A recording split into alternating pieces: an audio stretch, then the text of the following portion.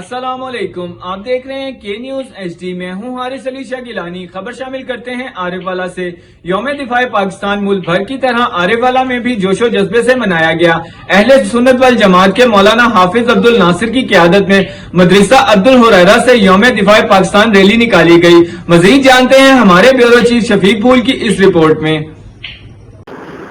جی بالکل، عارف والا ملک بھر کی طرح عارف والا گرد و نواح میں یوم دفاع پاکستان 6 ستمبر کو جوش و خروش سے منایا گیا۔ شہریوں نے اپنے اپنے انداز میں شہدائے پاکستان کو خراج تحسین پیش کی۔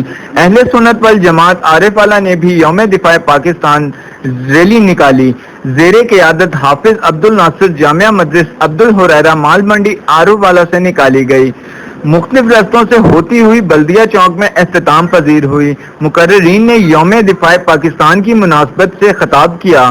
طلبہ نے ملی نغمے پیش کیے اور تقاریر پیش کیں۔ یوم دفاع پاکستان ریلی میں طلحہ ایوب سمیت دیگر شخصیات موجود تھیں۔